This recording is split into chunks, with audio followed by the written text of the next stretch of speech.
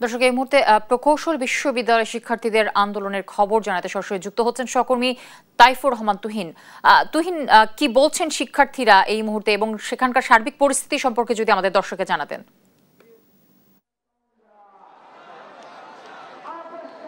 আপনাকে ধন্যবাদ।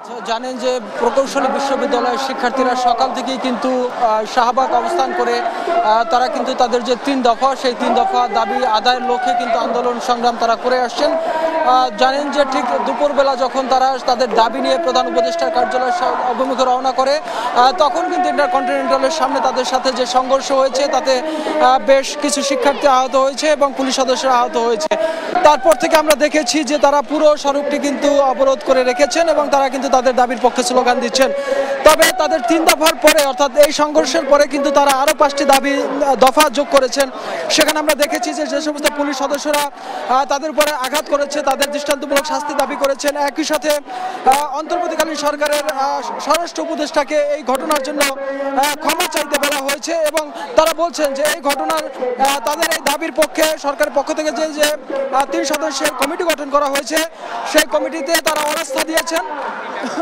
এই সমস্ত দাবিগুলো তারা করেছে। তবে এই মুহূর্তে যে তথ্যটি রয়েছে সেটি হলো যে শিক্ষার্থীদের একটি প্রতিনিধি দল 11 সদস্যের একটি প্রতিনিধি দল তারা কিন্তু গিয়েছেন যারা উপদেষ্টা 3 উপদেষ্টার সাথে তাদের কিন্তু এই দাবির পক্ষে তাদের দাবিগুলো তুলে ধরার জন্য তাদের সাথে বৈঠকে বসেছেন। শিক্ষার্থীরা যেটি বলছেন যে এই বৈঠকের পরেই আসলে নির্ধারিত হবে যে তারা কি করবে অর্থাৎ এই আন্দোলন কোন দিকে যাবে। এই মুহূর্তে আমরা যেটি জানি যে তারা বলছেন যে তাদের দাবি পরিপূর্ণ আদায় না হওয়া পর্যন্ত তারা কিন্তু এই রাজপথে অর্থাৎ এই শাহবাগে তারা অবস্থান করবেন। তবে এই মুহূর্তে যেটি আমরা জানি যে তাদের সাথে বৈঠকে বসেছেন, তাদের বৈঠক চলছে।